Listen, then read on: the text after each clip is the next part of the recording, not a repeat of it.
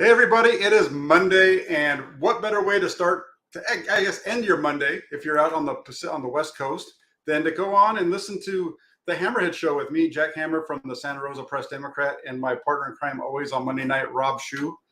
How you doing, Rob? I'm doing fantastic. It's nice and hot up here in Portland, enjoying the nice warmth, enjoying the summer weather. Yeah, nice. I know it's usually relatively cold, colder up there, but it sounds like you're going through a little bit of a hot spell up there. Yes, sir. Most definitely. Got out to the coast this weekend. Normally it's overcast like San Francisco in the summer for the coast out here in Oregon, but it was lovely. It was perfect. Perfect. And then there's a few folks over in the comment section. Just want to hit them up real quick. We have Alan. He says, at Jack and Rob, hello, happy Monday to you guys and everyone in the chat. Deebo, that like and subscribe buttons on both Jack and Rob's channels. They are a great duo, dynamic duo. Thank you very much, Alan. Really appreciate that. We also have Dirk, who is a member of the Toolbox. Look at that. I think he's a member on your side as well. Fantastic. He says, did I actually make the stream on time? Yee! Yes, you did. We were a couple minutes late too, because I was getting my notes all straightened out. Perfect. And then we've got Andrew. He comes in and he's Jimmy. We're going to talk a little bit. There'll be some Jimmy discussion in this for sure. That's definitely. No doubt. Raphael 5629ers, member of the Toolbox, says, what's up, Jack, Rob, and everyone? Good to have you on board, Raphael. And then just a bunch of folks in there, as I said. Let's get into it. It's been an interesting few days with around the 49ers, around Trey Lance. We're going to talk a lot about Trey Lance in the next hour or so, however long it takes us to get through this, probably about that long. And it really stems. It's been going on all off season, right? Yes. As I just mentioned to somebody on Twitter about 5 minutes before you and I joined each other, this has been going on since March 26th of 2021. This whole, discussion of quarterbacks around the 49ers at this level probably even goes back to the end of the 2020 season when Garoppolo was hurt, right? But on Thursday, I believe it was, we had Colin Cowherd and Mike Silver doing a podcast together, and let's just kind of go through some of the things they talked about. We'll talk about some of that, what they've talked about, some of the things that you and I have discussed previously, and how it kind of correlates with what they were discussing, and just kind of give our thoughts on some other pieces of it. But to start off with, Colin Cowherd made an observation that I think is appropriate, and a number of other folks have as well, is that for Trey Lance, they need to move off of Trey Lance, basically, is what or not move off of Trey Lance. They need to move Jimmy Garoppolo, and he doesn't really care what they get for him, whether it's a 6th-round pick or a 5th-round pick, whatever. Because in Cowherd's words, you can't own a room as a quarterback if you're in the same room with a quarterback that everybody likes in Jimmy Garoppolo, and Jimmy Garoppolo is kind of that guy. So what do you think about that take? I would quibble a little bit with the language. Can't is a strong word. I think it makes it significantly more difficult to own the room when you have somebody in there, a previous leader who's well-liked. So I agree with Colin in that vein, in what he's attempting to say. I think he takes it a little further to have a hot take there. But it is fair to say that it would be very challenging for Trey Lance to completely own the room, to not be second-guessed, to not be looking over his shoulder all the time when you have Jimmy Garoppolo still there in the building. And I would say that that's why you give up so much nowadays to take a quarterback in the first round, is to play him, take advantage of that rookie contract, and have a cost-controlled quarterback that hopefully is a skilled cost-controlled quarterback as well. And so I agree with Colin that you do have to move on for that purpose, and because in keeping Jimmy around, even if your intention is to keep him as the backup, it does mess with the dynamic. Yeah, I think it definitely causes some, maybe a little bit more pressure on Trey Lance than he would need. I think that for the 49ers to move forward, the best thing that they could do is to make it Trey Lance's team. The only way you can really make it Trey's team is if Jimmy Garoppolo is not there. Now, right.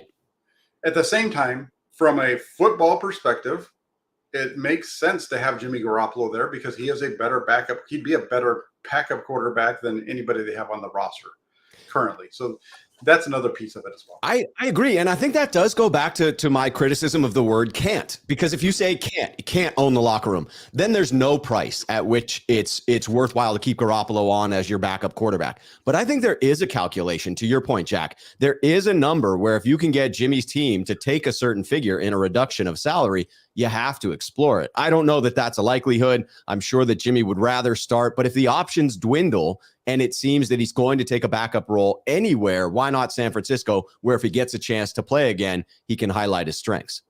Yeah, and I don't think it's something that the 49ers are going to want to entertain as far as lowering his money, because that would require them to release him and then re-sign him and doing all that. You're going to have, I don't think Garoppolo would want to be for that either. So, right. I think if you're going to keep Garoppolo around, you've got to keep him at 24 point or whatever his number is, 25 million, whatever that number is for this year. I don't see that happening, but I get what they're talking about there. And then from there, Mike Silver talks about how the 49ers are built to win now. He talks about the players that they have under contract, meaning, you're talking about guys like George Kittle, Deebo Samuel, Brandon Ayuk, Trent Williams, Nick Bosa, Jimmy Ward this year, Fred Warner. There's a lot of talent on this roster, and he mentions that this is a team that's built to win now. And he's kind of talking about that as a reason why they should or they might be wanting to keep Jimmy Garoppolo. And I think I buy that. I agree with him. I think this is a team that's built to win now. How about you? I would agree. I mean, I don't know that it's the type of team where I say the window closes quickly, but I would definitively agree that it's a team built to win right now, and could argue a couple of areas where, regardless of what happens to the rest of the roster, it would seem the Niners would get weaker in that respect a year from now. Jimmy Ward's a prime example. It doesn't appear that the 49ers are going to bring him back, and who's going to be his fill-in? And now you've got a new safety tandem back there, one with a year experience, one that's a new puzzle piece. And you look at the linebacker room, which you could say is one of the best, if not the best in the NFL. I believe PFF put the 49ers as the deepest linebacker room, and they're certainly not going to be able to bring back both Azeez Al-Shaair and Dre Greenlaw. So you could make an argument that regardless of whether the window begins to close soon, that this year they're primed for it, and agree. I think it's fair to assume that when Trey Lance plays, he's going to have some ups and some downs. That's the growing pains of being a new quarterback, a starter who's just getting those reps underneath their belt.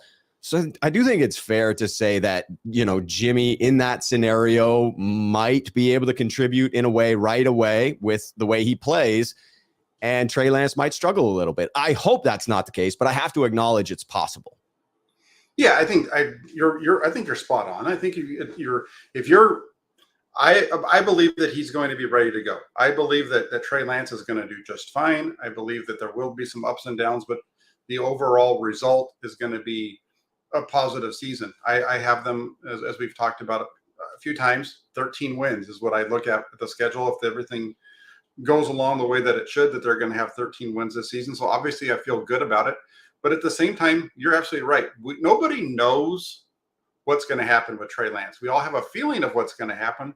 We've seen him be successful and do some, against Houston. He had a really good half and, a drive and then a good second half. And then he had an okay performance against a pretty good defense in Arizona. So we've seen him have some ups and downs. We've seen him do some growing, but we don't know for sure that he's going to get there. And that's part of what, when we get into these, and I see the frustration that people have with these discussions around Trey Lance, to an extent, I asked the question, it's like, you need to understand that it's not going to just be sunshines and rainbows with this guy when they move into him. Probably, right. There's a possibility that it might go really bad.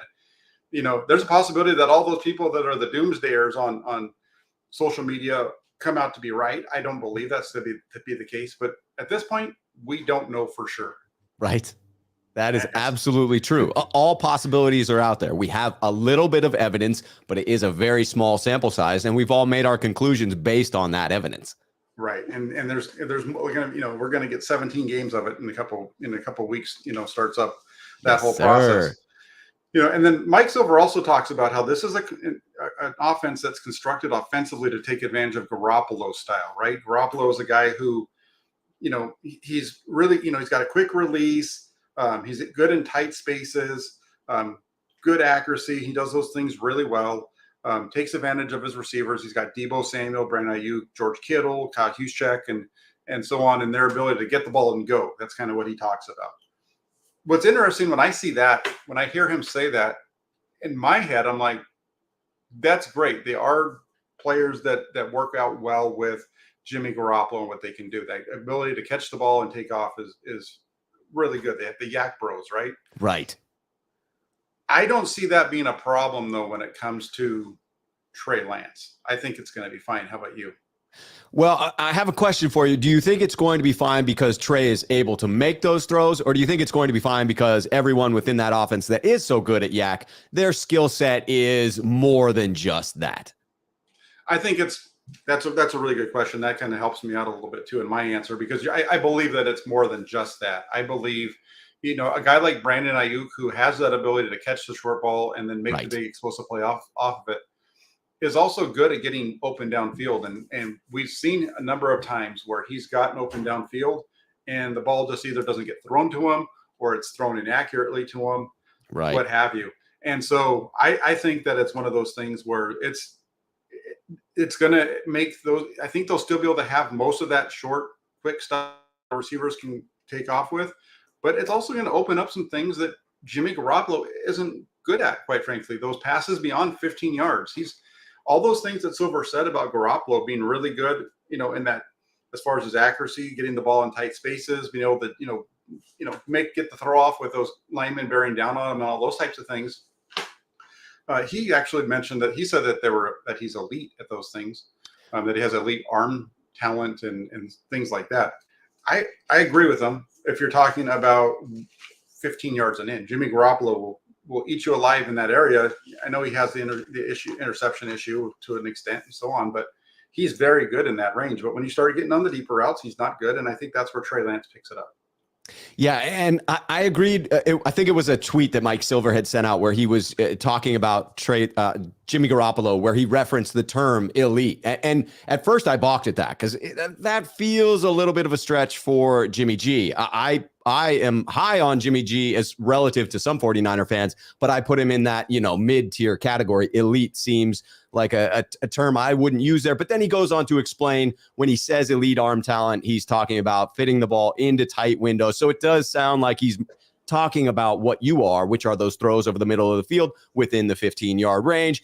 And the question for me comes down to that equation for Lance. Can he complete those passes well enough? I don't expect him to complete them at the same rate as Jimmy Garoppolo. I do not expect him to be as proficient in those passes, but can he offset the drop in efficiency that he has in those that lead to the yak yardage and overcome it by his additional skill sets to push the ball beyond the hash marks down the field, outside the numbers? That to me is going to be the question. Can he offset with the big play with his legs by extending plays what he can't do within the offense? And I believe he will, but it's going to come down to that difference in my mind. Yeah, no, I think you're on the right track there. And then on top of that, they talked about, or so I think it was Mike Silver mentions that in talking with 49ers coaches, that they all feel that Lance is really smart. He's athletic. He's athletically awesome. He has a great arm, but their question is, can he get it into those tight spaces accurately? And we actually had a comment over here that kind of went along those same ways, which is from KW 2421, where he says their yak will go down if Lance waits too long to pull the trigger, which he had issues with last season. And I don't disagree with him. There were some issues of pulling the trigger too late, even in the second start against Houston in the beginning of the game, right? If you go back and you watch the first game or the second game against Houston, there's the first pass of the game. He has a pass call of the game. He has a wide open, I think it's Brandon Ayuk on the left side. And instead of pulling the trigger and getting the ball out, it's about a 10-yard curl, 15-yard curl. It's there. Instead of pulling the trigger, as soon as he hits it and is right and should rip it, he takes off scrambling. They get, instead of a first down, it's a punt. The next time they get the ball backed up in their own end, I think it's like the first play, they call a slant to the left side. And instead of just hitting his back foot and driving it into Ayuk, who is open, he bounces around the pocket, escapes to his right, and then he completes a Ayuk, who, when he catches the ball, has to run out of bounds because that's where he catches it. So I can see where this could be an issue. He got better as that game went along, but again, it's about inconsistency compared to Garoppolo, and there could be some issues with that. Yeah, right. And on those plays where he doesn't hit that first read, is he able to somehow extend the play with his legs and hit an unscheduled pass down the field that then ends up with a similar result, but it is a shift from yak to air yards? Yeah, it is. It's going to be a little bit of a shift there. I think it'll work out. I think we saw Lance be able to make some of those tight window throws. I don't want to be. We always see this, right? You see somebody say on Twitter, "This guy can't do this." Right. And so then you see everybody goes and they pick out the one play that shows them, here it is. It's like, yeah, that's one play. He did it a couple of times in the game against Houston. He did it on the in route to Brandon Ayuk. Remember, over the middle, that was a beautiful throw early in the second half, and he catches it and gets a nice yak down the right sideline. And he did it at the end. I think it was at the end of the second half or second quarter when he hits the slant. It's kind of what the play that kind of kick starts the 2-minute drive right there for the field goal at the end of the first half. He hits that slant real quick. So he has the ability to do it. He just needs to become more consistent with it. Right. And I think that's going to be a lot of the theme as we go through this season with Trey Lance. Is he has the ability to do everything you ask for in a high level NFL quarterback. The problem that we have or the potential problem is, can he do it consistent enough so that those one or two times that he makes a mistake doesn't kill a drive? And I know that Garoppolo had those instances at times. So that's where we got. Uh-oh. We lose Jack for a second. We may have to make this into the shoe show for a little bit, a hot minute. Ladies and gentlemen, we have a channel takeover. Rob Shue is now running the show. We'll go ahead with the Trey Lance talk that we were on right there, where we are, letting you know that, yes, you may see a drop in yak yards. You may see a little lack of execution within the offense. It may not be as smooth as we're used to, even as we criticize Jimmy Garoppolo. And Jack is back. Hey, no, you keep going. My internet, I'm in a different location today. My internet where I am, my normal home is awful. So this happens all the time to me, unfortunately. AT&T doesn't have the high-speed internet connection here, so I got to figure this out. Either that or I'm going to be moving here pretty soon, which is actually Leaving correctly predicted that it could have quickly diverted to cars and food if I had been left by myself for too much longer. Leaving is used to what's going on with the mailbag. We have, in the downtime, have definitely done a fair amount of muscle cars and food talk. I think that Lee probably caught that end of that one show a couple of weeks ago when we were talking after we had already signed off and we started talking about muscle cars and things like that. So it was either that, and then we got 420 Savage talking about Skid Row. I don't know. That's a good one too, because it's 18 to life, or it was 18 to life. You got it right. Yes, 18 in life to go. Yeah. So where were we? Where did I leave off? Where did you lose me? We were talking about the efficiency of Jimmy Garoppolo and Lance operating within the offense and being able to hit those throws over the middle, being able to hit a high enough completion percentage while he's learning the offense, while he's getting those reps underneath his belt. Gotcha. Yeah. And that's going to be something to keep an eye on. It's definitely something that's going to have to happen. And that's what's going to determine, I think, his overall success is if he's able to be a little bit more consistent. He's able to increase that completion percentage from 57 to, into the 60s. If he can get up to 62% this year, I think that's a big jump. 5% increments. You don't want to say that we want him to come out. It'd be great for him to hit 70, but I think going from 57 to 62 is a good jump. Yes, sir. So we'll see how it works out. And then the other part of it, and this is where it starts to get a little interesting for me with this whole discussion that they had, was how Mike Silver starts to say that, and this is him now in giving this is his opinion, right, that he thinks that Kyle might want to hedge on moving, not going directly into Trey Lance that he might want to go ahead and stick with Jimmy Garoppolo because Jimmy Garoppolo has shown the ability to do it and all these kind of things. But he says, but I do think that they will make the change at the end because of what they gave up. And this is what he says, for a 49ers fan, this is scary because you had a 10-point lead over LA and you're in good shape to go out there. You have this, and you're either going to move forward with Jimmy Garoppolo and win a bunch of games, or you're going to make the switch to a guy who you're not really sure about. You haven't seen enough of him, and you traded 3 once for him, and you don't even know if he can do it.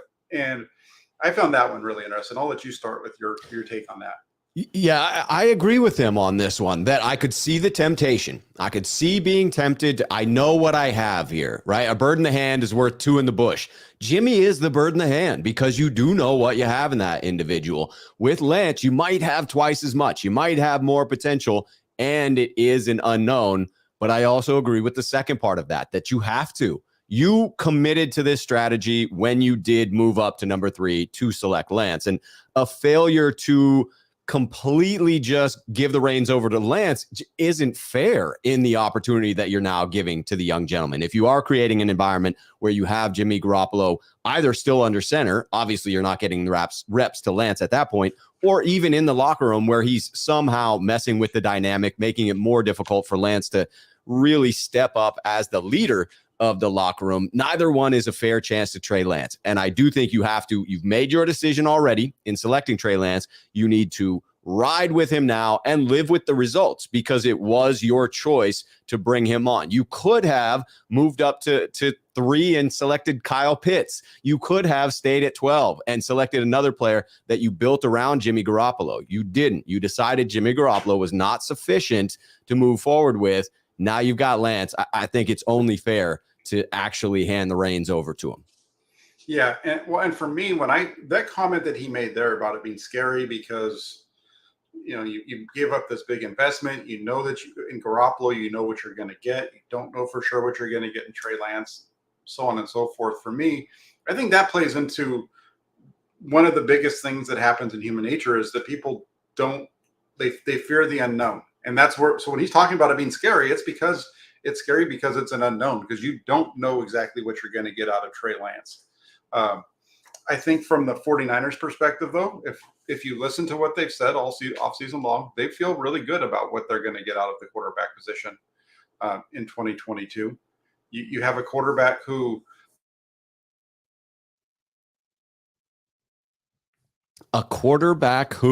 you gotta clue me in as to whether I'm talking about Trey Lance here or Jimmy Garoppolo.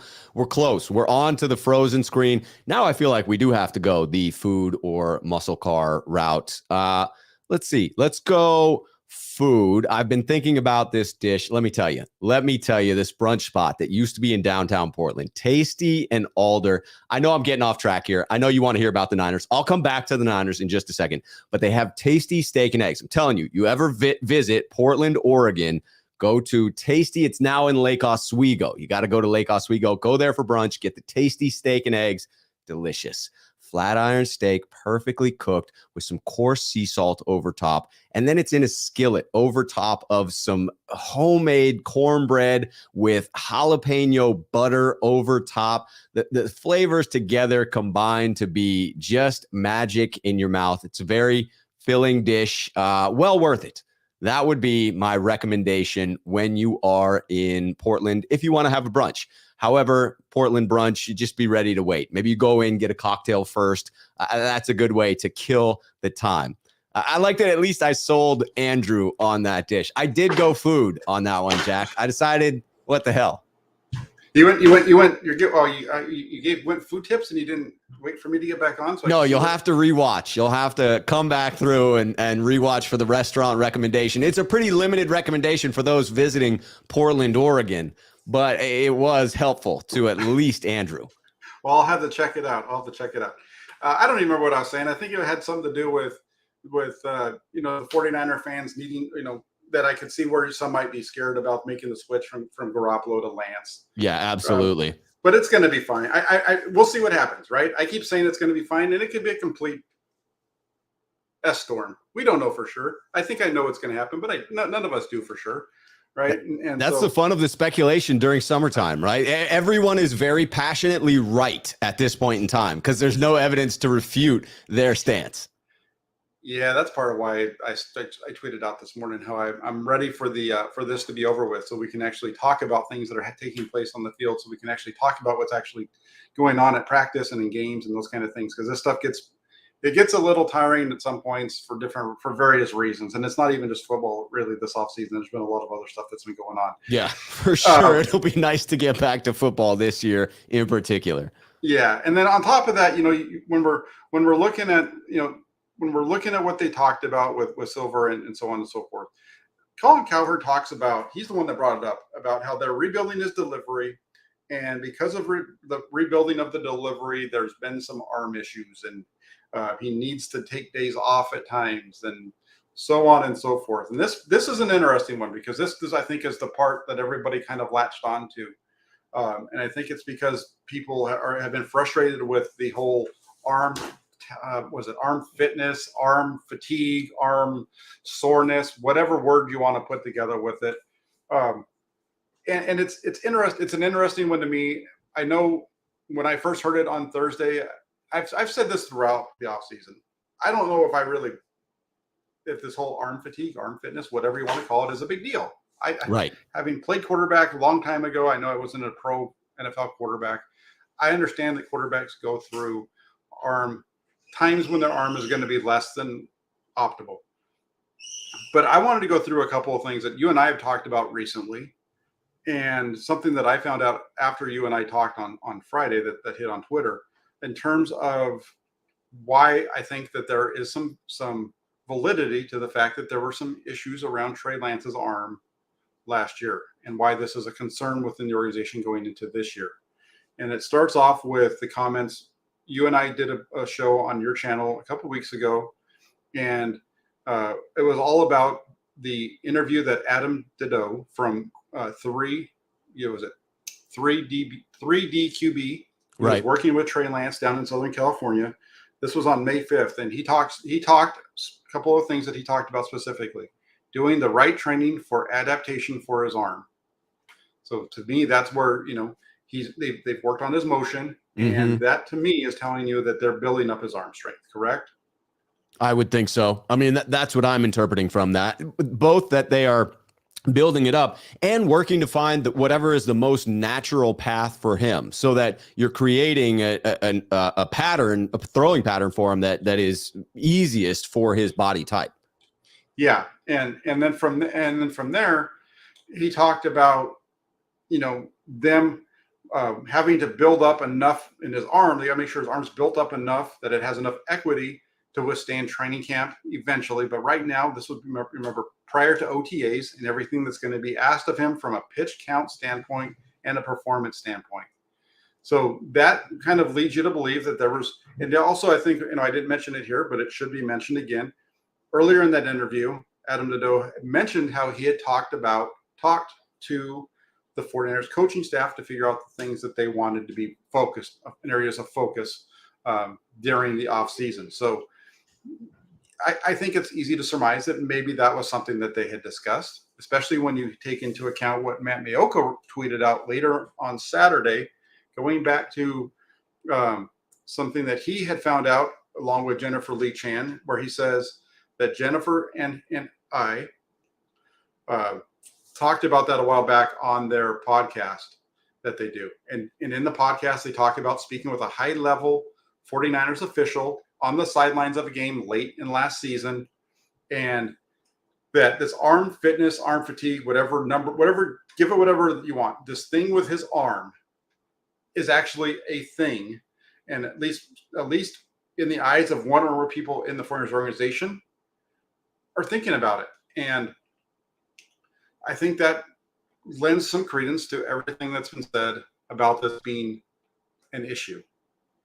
Yeah, it does seem to be like you can connect the dots to see that this was something that happened, right? This was a topic that came up at some point last season. It is important to point out that it appears to be last season. You don't really know the amount of limitation that Lance needed placed upon him to recover. You don't know if the organization was being highly conservative in slowing him down. You could assume that maybe that was the case, given the fact that he wasn't a starting quarterback, given the case that you could give him a day off without it being detrimental to his development. You might say that it would be safer in that route. So I would, now that it has been corroborated in this way, I do in fact believe it to be an issue that was talked about by someone on the 49ers coaching staff. It feels like something to be cognizant of. It seems like a normal part of the progression for a quarterback that didn't throw a whole lot during college. You would assume that he's going to be working with one of these passing game specialists. You would assume that they're going to be tweaking his throwing motion in some way to make it more natural for him, to make it more repeatable for him on a regular basis. It is, though, something that adds some intrigue when you layer in the fact that Jimmy Garoppolo had his surgery, so hasn't been able to be traded. Like, you can start to get these conspiracy theories coming together. I believe in the, Occam's razor. The simplest explanation is usually the correct one. And so I don't believe it's a huge issue, and it is one that I'll keep my eye on. Yeah, and I think it's also something that something that's come up throughout this, because that whole conversation came up, and then it became, from there was the questions about it, and obviously Colin Cowherd had mentioned that he needed days off, and that was something that was brought up on Twitter following this all kind of going down. And Mike Silver, said, you throw a lot one day, and then the next day you can't throw, and so people have been upset about that, and I've seen some comments around Twitter, because stuff pops up there. I've seen some stuff on YouTube in which people are saying they've seen every throw from Trey Lance. Or I shouldn't say that. If you hear somebody say that they've seen every throw from Trey Lance since he joined the 49ers in practice, that's not a correct statement, because while training camp is open, and so the fans can see a big portion of training camp, they don't even actually see the full thing, because there's a portion at the end where they're sent off. The media personnel are there, but once the season starts, there's nobody other than 49ers personnel who knows what's taking place at practice every day fully. Media personnel get to be at practice. We get to see about it depends on what they're doing that day. Mm-hmm. The way we get to see up until what they consider team drills, which is usually about 15, 20 minutes of practice. It's usually them going out and stretching. They go through their individual drills, and right after individual drills, they go together, and that's when the whistle blows, and we've all got to leave, and we don't get to see what's taking place. So that's the other part of it too. Now, it's not fully clear. There could be some interpretation on what was said there between either Colin Cowherd or Mike Silver, in the way that I heard it when I I know that there was no days where Trey Lance didn't practice, other than when he was injured with the knee and he couldn't practice. I know there were times when he couldn't practice. He might have missed a practice with his finger after the injury against the Raiders. Beyond that, I don't know of any time that he missed practice. And I think any media person that was there, because I definitely wasn't there for all practices. I'll be upfront with that. I wasn't. But I know enough about the way that it is that you don't see everything. So we don't know if there was a practice where Trey Lance was out there. He went through all the warm-ups. The media members were let off. You start to do the team drills. And instead of Trey Lance running the scout team defense that day, it's Nate Sudfeld, or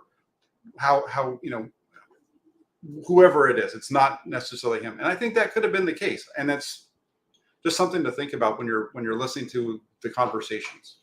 Yeah. So in other words, when you hear someone speaking about this, whether that be a professional media member or someone speaking about it from a fan perspective, as I might, that unless they are on the 49ers coaching staff, they could not have possibly seen every single practice, every minute of practice, every rep for Trey Lance, and that he may have come out, warmed up, and then been shut down for the day to get him a little bit of rest. That is a possibility. If I hear you correctly, Jack, you're not suggesting that is 100% what happened, but that is a possibility. Right. It's just it's a suggestion of what could have happened, and partly Right. maybe why he's saying that. And the only way you would know what took place, because it's only the 49ers that know. The only way that you would know is if you have a source. And I'll be the Right. first guy to tell you, I'm free and clear on this because I don't have any sources. I've only been doing this for about a year, or I've had a credential, so I don't have any sources. So I'm not trying to act like I have any, like I'm above anybody. I'm just kind of giving you guys the flow of the way the practice works and why it's not possible for anybody to have seen every throw in every practice. Yeah, I'm with you on that. That it is a possibility, and now that we've connected the dots on this, again, I'm willing to acknowledge that it seems to be likely it was an issue on some level. It's the level of issue that we're unclear on and won't get any clarity, I would imagine, because I think most of the sources you could ask about this are going to be extremely tight-lipped or shut this down in some regard so that it doesn't become more of a story. Well, I can tell you this. It's going to be when training camp opens on the 26th, it's going to be asked in 100 different ways to Kyle Shanahan. So we're going to get some clarity around it. I mean, or a little bit of shucking and jiving, a little dancing and moving by Kyle Shanahan as he dodges the questions. Yeah, he might just kind of like, kind of thing. And whatever. The questions are going to be asked because it's been a talking point all off season. You've got to ask the question. Have to. So, we'll see. We'll see how it goes. The other stuff that they talked about after that is interesting, right? Because then you get into, they start talking about the Trey Lance package and how they had this Trey Lance package and they were going to go that direction and blah, blah, blah, blah, blah. But then the Trey Lance package never happens. And so that's something that leads them into believing that's why that's an indication that they're not all in on Jimmy Garoppolo. And that's a frustrating one a little bit because Kyle Shanahan talked about why he stopped using the Trey Lance package. And it was, well, first off, a little bit because of the finger, but then it was also because the flow of the offense wasn't exactly what they thought it was going to be. And it was harder for him to call plays. And I can understand both of those. And so for me, it becomes a question of if we're going to talk about sources and we're talking about people within the 49ers, do we believe what we're being told by the coach, or do we not believe what we're being told by the coach? Are we just picking and choosing what we believe to fit our own beliefs? Yeah, right. I think you have to, in my humble opinion, when this has been addressed by Coach Shanahan directly, I think it's fair to take his word on that. I don't necessarily get a sense that he is the type to mislead in that way. I think when he can withhold information, he's very willing to do so. But it's been my observation that most of the time he tells things pretty matter-of-factly when he's speaking about them. Yeah, I think Kyle Shanahan has a tendency to talk more than he probably should at times, which for journalists is great. Yeah. Right. Because he kind of gets into it, and sometimes he might start to get down a road and he has to pull himself back. I think he's getting, it's interesting to hear him talk at times. The other thing they talked about was the 3 and 5. At 3 and 5, they chose not to replace Jimmy Garoppolo, which is an interesting thing to do since you just spent all that draft capital on Trey Lance. And I think for me, again, this was something that Kyle Shanahan addressed, because that 3 and 5 came as a result of a loss to the Arizona Cardinals at Levi Stadium.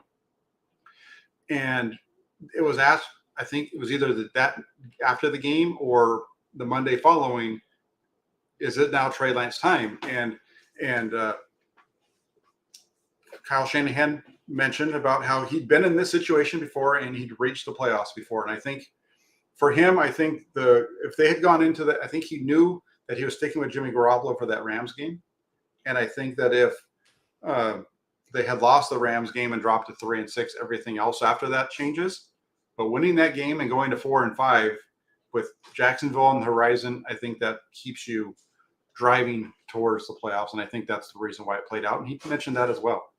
And I look at this as, people trying to say, well, we could have gotten Lance all that experience if we had. Now he'd be ready to roll, or we'd at least have an answer on him now had we gone that route. I look at Kyle Shanahan just being proven correct on that, rolling the dice on Jimmy Garoppolo sitting there at 3-5, because in his previous historic experience, he had seen his team crest the playoffs. And sure enough, there we are, ending up moments away from getting into the Super Bowl and having a shot at that 6th Lombardi. So I am fine with the way in which last season turned out. And it turned out to be the correct decision to stick with Jimmy Garoppolo at that moment.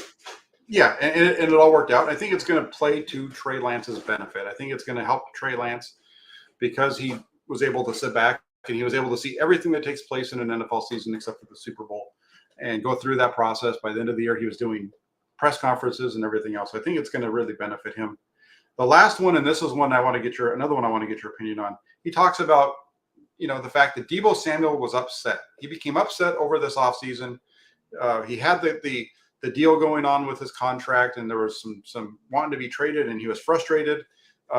They don't really, doesn't really know. Nobody really knows exactly why Deebo was upset because he hasn't said it, but he kind of opines that it had something to do with that Deebo knows that he knows what he gets in Jimmy, and he feels like this is going to be, Jimmy gives him the best chance really to cash in and make the money moving forward. What do you think about that? I mean, that one's interesting. My guess would be that it wouldn't be a huge factor for Deebo, but I can't read his mind. So I will say that first and foremost. This is all just speculation on my part.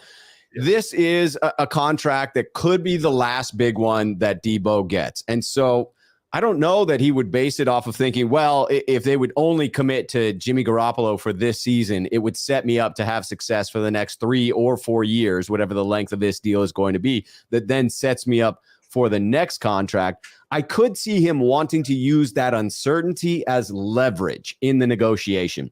Hey, I had this performance with Jimmy Garoppolo. As of right now, you won't tell the public who your starting quarterback is. You're hemming and hawing about keeping Jimmy around. If you don't get the right compensation for him, you've intimated that, yes, it's going to be Trey Lance's team. You've basically assured the fan base that's going to be the case, but haven't really. So I could picture his camp using that as ammunition to then say, hey, we want the biggest amount of guaranteed money that we can get because we don't know what the future holds with Trey Lance. But do I believe that Deebo actually feels that way? Not in the way he's spoken about Lance, not in my casual observations of his behaviors around him.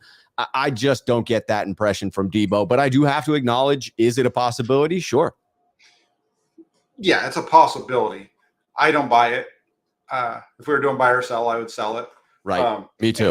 And my reasoning is that you just need to go back and look at the numbers for Deebo Samuel. I know he put up really good numbers with Jimmy Garoppolo in terms of receptions and yards. He had six touchdown grabs, I believe it was, on the season. 3 of them came with Trey Lance. 2 of them were on deep balls.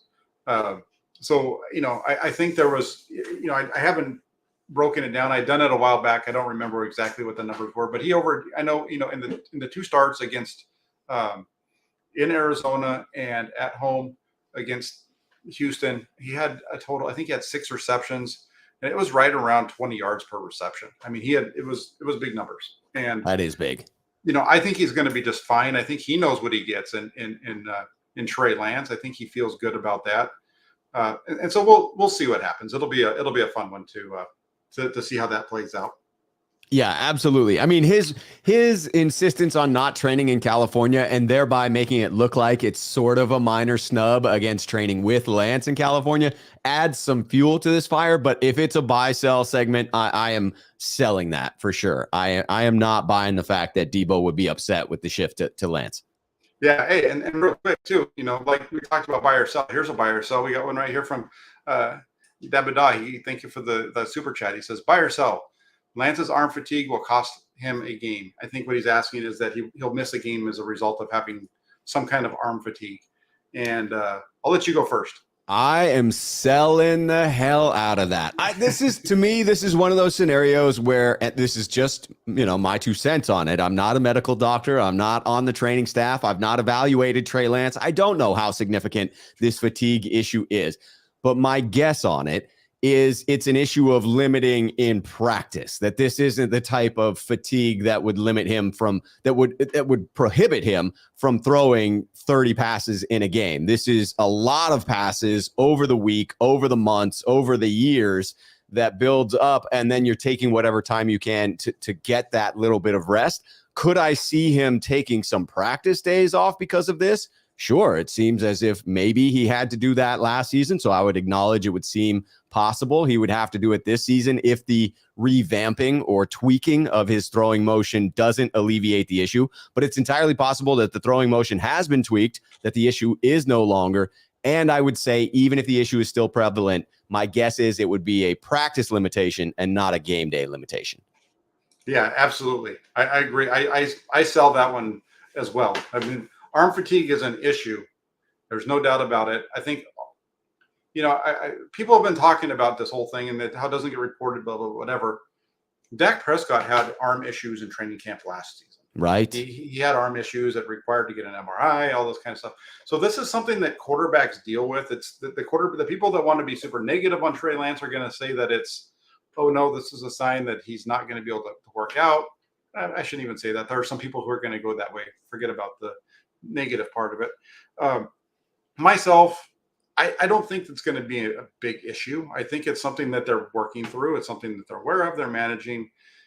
If he has to back off a little bit at some point during regular season on a day, there's a lot of time once the regular season starts that things slow down a little bit. So maybe they can, not necessarily have him throwing the ball as much on a given day, maybe, to help arrest it or what have you. But I don't think it's going to be an issue. I think that he'll be fine once the season rolls around, and we're probably going to not hear anything about arm fatigue or arm fitness in regard to Trey Lance after the first 3 days of training camp. Once the questions get asked of Kyle Shanahan and of Trey Lance, I think we're probably not going to hear about it ever again. Yeah, I would say in the highly, highly unlikely scenario in which something like that did happen, it might break 49ers Twitter. If Lance missed a game this season because of arm fatigue, it would be a nightmare scenario. I do not think that is a possibility. I acknowledge it's a possibility. I do not think that's at all likely. Yeah, well, yeah, I would laugh like heck about it, to be honest with you. I think it would be hilarious. After everybody yelling and screaming about everybody being a hack and this and that. It would be absolutely hilarious comedy to see. But I don't believe it's gonna. I don't. That's gonna take place. And Davidos here again. He says Lynch is the snitch and a Jimmy fan. I don't know. I don't know if it's John Lynch. The one piece of information that I will let you know is that whoever Jennifer Lee Chan and Matt Mayoko spoke to at Levi Stadium late in the season, I was listening to an interview about an hour before we started this show. He was on Matt Mayoko was on KMBR, and he stated that occurred on the sidelines during warmups. So it would be somebody that was there. John Lynch is on the field during warmups. Adam Peters is on the field during warmups. There's a lot of those types of folks are on the field. Sometimes the owner's out there. All types of different folks are out there at that point from the 49ers. So is it Lynch? I'm not sure. Right. Could be someone who's no longer with the organization who wouldn't mind the leak anymore. Although if it did happen mid-season last year, then that was someone who was on the team at the time. Yeah, I would say that I would think that it might, if it's a high-ranking 49ers official, which is the way that it was labeled, it could be Lynch. But I will say that if it's a high-ranking 49ers official, that rolls out the one guy who everybody kept blaming this on all off season until earlier today or yesterday or the day, whatever day it was that this came out from Matt Mayoko, is that it wasn't everybody's favorite ex-quarterbacks coach, Rich Gangrello, who everybody decided to rake over the coals all off season for every other reason that you could think of. It's kind of but let's jump off. Let's not get off of this train yet. I want to actually stick with Trey Lance for a minute. We can change what we're talking about in terms of the negativity, but there was some positive stuff around Trey Lance over the weekend as well. The golf tournament was taking place up in Tahoe, which allowed some availability to folks like Jerry Rice, Robert Griffin III. Jerry Rice was up there, and I don't know if you got a chance to see this, Rob. I know I had sent it over to you a little bit before we started the show, but Jerry Rice talked to Matt Maiocco while he was up there. A lot of Matt Maiocco in today's show. And he highlighted specifically Lance's knowledge of the game, his arm talent, the running ability. And even in other interviews, he talked about how smart Trey Lance was and how that part of the game was going to be there. And then also here was the direct quote: the mention into the 49ers that can make a difference or make defensive corners have nightmares. You got to have a mobile quarterback who can get out of the pocket, extend plays, and still have the vision and throw it downfield too. And you have that rocket arm where you can throw it deep. And that's what you get in Trey Lance when it comes to Jerry Rice. The one thing that I will say also that Jerry Rice noted, it wasn't right there, but he did also mention the fact that sometimes Trey has a tendency to overthrow the ball on the shorter throws, and that he needs to work on his touch a little bit. So when you hear Jerry Rice make these comments, how does that? What is your takeaway? It rings true to me. I think that Jerry's observations mirror my own in many ways, in that I do think Lance comes across as a smart, studious individual. Everything that I read up on him in coming out in the draft, in the pieces that were written after him, on his background, on the way in which he was raised, his passion for the game, all of those things do seem to indicate that he would have what is needed to apply himself and learn the system, learn the offense, and be successful in that way. And you certainly can see in various throws on film that we've watched him make obvious arm talent, regardless of any fatigue that may be generated in that process. And the running ability is there. I will say that the running ability, I'm interested to see if that looks different this season. It did feel as if the game was moving a little fast for Lance at first, and he was holding on to the ball a little bit last season. So there are areas, obviously, where I want to see him continue to progress. And Jerry calls out the overthrow on the shorter throws. Certainly having touch on those shorter passes is something that didn't jump off the page for Lance in his rookie year.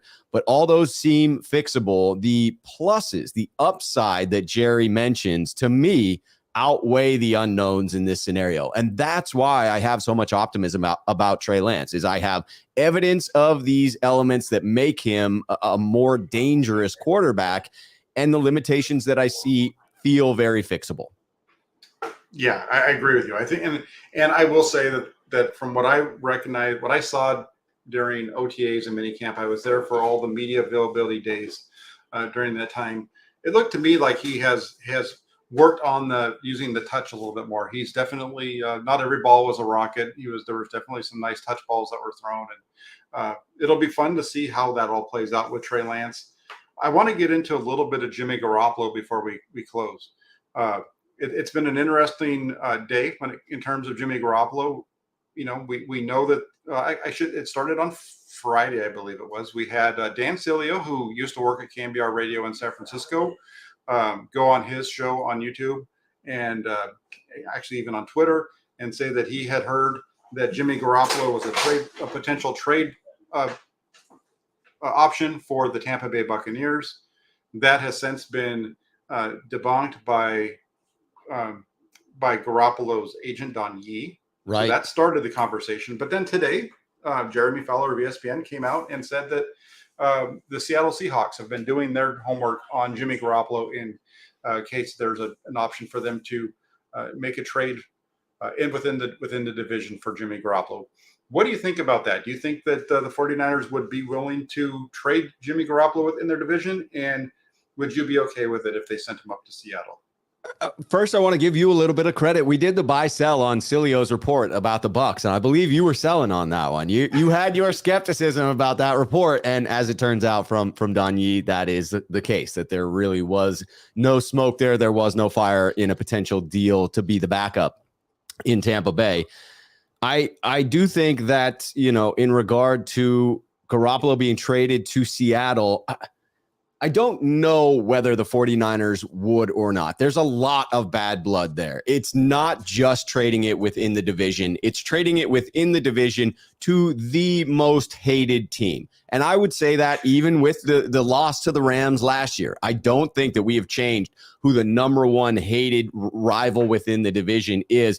So you have to be sensitive to that as an organization. But what I will say is your decision in that route, if Seattle is a willing trade partner, your decision would indicate your level of confidence in your young quarterback. If you're willing to trade Jimmy Garoppolo to the Seattle Seahawks, to me, it sends that message that you are very confident in handing the reins over to Trey Lance, that you just want some asset in return. It doesn't matter if Jimmy Garoppolo goes in and has success in Seattle. You have the better quarterback on the roster.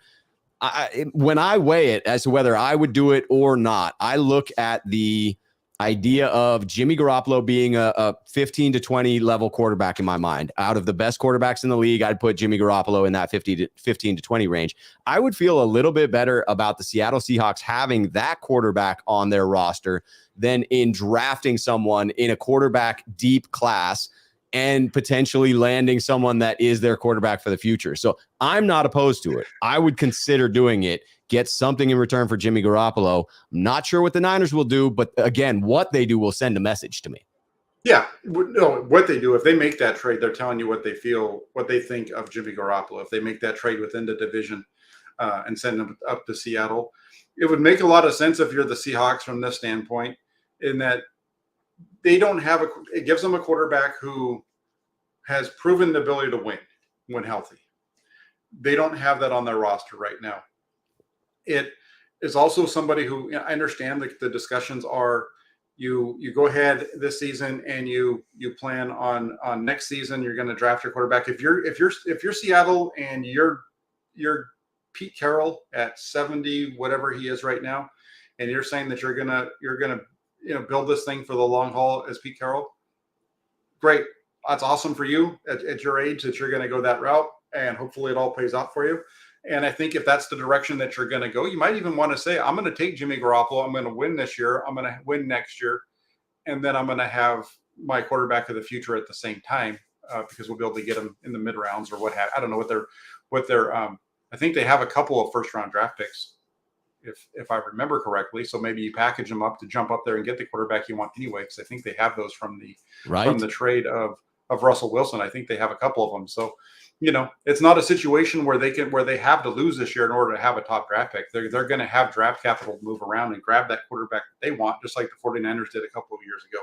So if the 49ers dealt them up there, that would be an interesting move. I think it gives Seattle the best chance of winning. I think it gives them a quarterback that's better than anybody they have on the roster now. It's also Jimmy Garoppolo going to an offense that he knows how to operate. The offense is run by a disciple of Sean McVay, who comes from the Kyle Shanahan tree. So there's a lot of similarities there. And so from a standpoint of getting Garoppolo up to speed and ready to run in that offense, they can hold off on this as long as they want. They might just decide to wait until like some of these teams maybe are just waiting to see if Garoppolo gets released. So I don't know if I answered the question there, but I think in terms of Seattle would be a good landing spot for him. I think it would be a tough sell. I think there was going to be some 49er fans who are going to like that. I also would tell 49er fans who think that the Seahawks aren't a good team. They beat the 49ers twice last year. Jack, that hurts. That hurts even me. No, I saw, someone putting out on Twitter, I believe it was Rohan, who covers the 49ers for 49ers Web Zone, was talking about, well, if Seattle does want Jimmy Garoppolo, their best bet may be to make that trade, because if they wait until the 49ers are potentially forced into a scenario where they need to release Jimmy Garoppolo, that Seattle might not be his prime destination at that point. And I do think it's fair to point out that regardless of what 49ers fans may sort of joke about in the desire for Jimmy Garoppolo within the league, I do think within league circles, the opinion of him is a bit higher. And were he a free agent, the list of teams interested would grow substantially in comparison to taking on his entire salary and trading to get him. And that's a great point that you just made, because that is when you hear everybody talking about you hear people saying or whatever how all these teams want Jimmy Garoppolo, but they're all waiting for him to be a free agent because they can sign him for cheaper there. At the same time, if you're a team that wants to get him, the only way that you can make sure that you get him is if you trade for him. Right. And so that's where I think there's still the possibility that they get a trade done. They might not get anything big. It might just be a low-level pick in year 2025 or 2027. Who knows? I mean, look at what went down with Baker Mayfield, right? That was 2024. It's a fifth-round pick, whatever. And I'm being a little facetious on the dates there, obviously, but whatever. Get something for him if you can. That's the best way to go. Amen to that. Get a little return on your investment. Absolutely.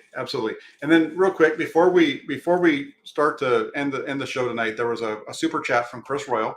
I want to hit that up. Chris, thank you very much. I know he's always in here, and I know he's on your channel a lot too, Rob. Most definitely. Thank you very much for the donation. Really appreciate it. He says, "What's up, Jack and Rob? Going into the training camp, what are the top 3 storylines, position battles that you are most interested in?" Thanks, guys. I'll let you take one. You go ahead. You go one. We'll go one by one. You take the first one. I'll take the next one.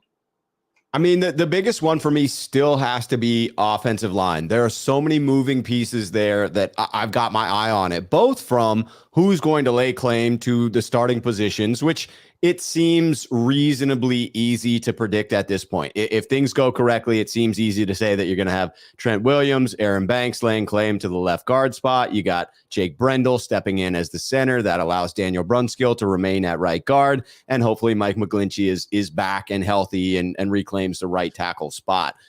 But all of that seems to sort of need to fall into place.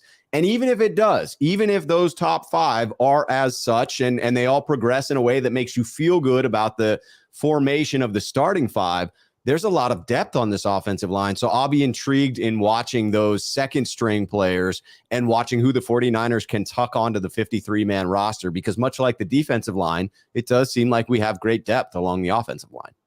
Yeah, I'm with you there. I think the offensive line is going to be a fun one to watch. And that's one of the ones for me as well, is the offensive line, because I agree with you. I think when we look at that group, it's, the first, you know who the left tackle is going to be. That's going to be Trent Williams.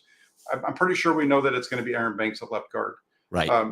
After that, we don't know for sure, but we have a pretty good feeling that it's going to be Brendel, and then at center with Brunskill at right guard, and then over at right tackle we have McGlinchey. But even that, it's going to be interesting to see how that works, because if it is Brendel at center, then that solidifies some things. But if it's not, and they decide that they want to have Brunskill and Brendel compete for that position, I think that changes a little bit of what's going on along that offensive line, and can make it really difficult to predict. I know I'm having a hard time with it right now. I'm doing my 49ers 53-man roster projections.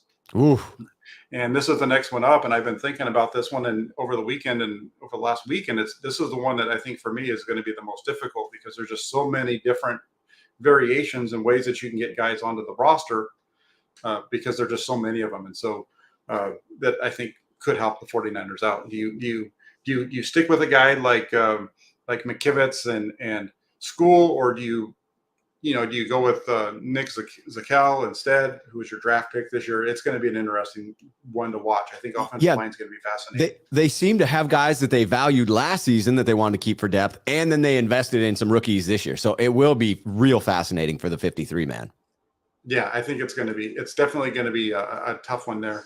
I think the second one for me, and this isn't in any kind of order, but I'm really interested to see what happens in the secondary. We know that Travaris Ward and Jimmy Ward are going to start. We know that. We don't know anything else for certain. We don't know what's going to happen opposite of Travaris Ward, because is it going to be Emmanuel Mosley, or is it going to be Jason Verrett? We don't know. Who's going to be playing in the nickel? Is it going to be whoever loses out, in that battle? Is it going to be, all these different, who else is it going to be? Is it going to be Darquez Dennard, or the rookie that they picked up this year? So it's going to Castro. No, not Trey Castro Fields. I think he's an outside guy. He might be able to play some center, but I'm thinking of Samuel Womack there. Right, Womack. So that's a tough one. And even at safety, I think in the safety room, it's a little bit more that it's going to be Jimmy Ward plus Talon Hufanga, because they don't have anybody else there that necessarily to replace, slot in there. I think it's just going to be an interesting group in the secondary to see how that all comes together. Highly fascinating. I mean, I still sort of chuckle at the idea of not investing at the nickel position and wondering how that's going to work out. But I hold out hope that we're dealing with a, Carlos Rogers type of a scenario where Darquez Dennard, who was drafted ahead of Jason Verrett and Jimmy Ward in the same draft class, has that pedigree, right? Had that talent to go that high, that maybe it just didn't work out in those previous destinations. And the talent is still there. You could tap in and he could lay claim to it. But if he doesn't, there's a lot to watch. And the last one has to be, I feel like if we didn't mention it, it would be criminal. It has to be Trey Lance, right? I mean, that will be the predominant storyline throughout. It'll be Trey Lance in some way. If Jimmy's still around, it'll be Trey versus Jimmy. If Jimmy's gone, it'll be, can Trey be the leader of this locker room that this team needs? Is he able to make all the throws? So I would imagine that, say, 70% of the storylines within training camp will have something to do with the young signal caller. Yeah, that's when I hadn't even really thought of it being as, Trey Lance. Obviously, that's going to be definitely going to be a storyline. That's a good one. That's probably going to be the top storyline. That's one that everybody's going to be tuning in for, right? They're going to want to know every little aspect of what happened with Trey Lance that day. And then I'm looking forward to that first day when he throws an interception. And you've got three of us reporters all giving something that's a little bit different while arguing with each other over what actually happened, kind of like last year. That's going to be fun, and then we have we'll get to have you folks yelling and screaming at us because our versions are a little bit different. So I'm really looking forward to that. And Trey Lance is definitely going to be a good one. But for me, well, that's going to be a storyline. It's obviously going to be something we're going to talk about. So that's probably number one. But the other one that I was going to go with would be the running back room. I think the running back room for me is also one that's just very interesting because you have a group of guys there who can do it, right? You've got the question there is, do they keep Trey Sermon or do they release him after only a year? What happens with Jeff Wilson Jr.? Does Jermichael Hasty come back? How does Ty Davis Price play out? Does Jordan Mason make the roster? So that running back room I think is going to be a lot of fun too. Yeah, I mean, that is wild in the case in particular. All of the backs, it's fascinating to watch. But in particular, in viewing Trey Sermon, where I could very easily imagine a scenario where, to your point, we get down to the 53-man roster and he's cut. And I could also imagine a scenario where he is one of three in a three-headed monster and splits carries, much like the 49ers did in 2019. And he could come out as the leading back, depending on injuries and how things play out. That's a wide spectrum of outcomes for any one player, potentially the widest spectrum of outcomes for any player on the team. Yeah, I think so. And then also Bolivar Trask in the comment section, he was right here too, where he says D-line rotation. I think that's going to be, that's one of the things when you try to limit it to just three, it becomes really tough with this team because there's a lot of competition throughout. You can even say who's going to be the sixth wide receiver is a tough one.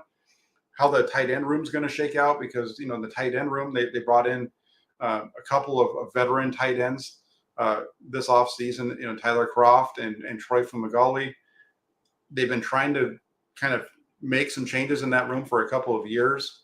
They didn't do it through the draft, but they brought in free agents this year. So how's that going to fit out? Do they keep three tight ends? Do they go with four? I think it's going to be three. So, there's a lot of interesting storylines. So, Chris, thank you for that question because we could have made a whole show about that. Yeah, for sure. For sure. That was a good one. Yeah. So that's it for the show. I want to say thank you really quick to everybody in the comment section. You guys are fantastic. Definitely an active group tonight. Thank you to everybody that's checking out the show. If you haven't checked out the show before, please hit that like button, hit that subscribe button if you like what you're seeing. But before I get into my spiel about everything, Rob, what do you got going on? Tomorrow will be the famed live mailbag episode that goes on Rob Shue's channel. If you want to submit a question tonight so that you can just get that off of your mind and you don't even have to think about it anymore, email that to me at 49ersmailbag@gmail.com. If not, if you follow me on Twitter, at some point in the morning tomorrow, I will send out the request for those previously submitted questions. And if you can't send in a question, still show up to the 5 o'clock show because you can ask it live in the chat. I bounce back and forth between questions that are asked live from people who are there and the more well thought out answers that I've researched a little bit from the previously submitted questions. So that's tomorrow on my channel at 5 p.m. Yeah, make sure you guys jump over and you check that channel out. It's actually Rob's channel. I don't have it in the description, but it's simple. Just on YouTube here, just type in Rob Shue and it'll bring you right up to his, and you'll be able to check it out. Subscribe to his channel, give him the love because he does a great job over there. Really quick while you're here, like I said, if you could hit that subscribe button, hit that like button, and also the little bell notifications, so you know when we go live, and then go over to 49ers.pressdemocrat.com. Been putting up every other day. I've been doing a new position group for the 49ers for their 53-man roster, kind of instead of giving you one long article, giving you 3 pretty good sized ones. And so trying to get a lot of detail in there for each position, doing it that way instead of just giving it up without a whole lot of deep dive into each spot. So hope you guys like that, and make 49ers.pressdemocrat.com a favorite on your web browser. So like, subscribe, do all those fun things. But like I said, the beginning. Thank you all so much for joining, Rob. I really appreciate you always making the time to come on with me. Thank you so much for having me on. I just noticed before we go, Moses Martinez saying it's his birthday today. He's celebrating. This one's for Moses Martinez. Cheers and happy birthday. Yes, Moses, congratulations. Happy birthday. And for you to be spending it with us. What better way to be spending your birthday than listening to us two? You know, there isn't one. That's fantastic. And actually, I really appreciate it, especially on your birthday, man. So hope you're having a great day, enjoying yourself, and getting a lot of love from your family and friends. So you deserve it. Thanks, everybody, for taking the time. Rob, again, like I said, thanks for joining. We'll be back. I will be back tomorrow with Sobriel Sunil to discuss the 1988 49ers, my favorite 49ers team of all time. So make sure you're on here as we do that. Other than that, have a great night, and I'll be back tomorrow. Take care, everybody.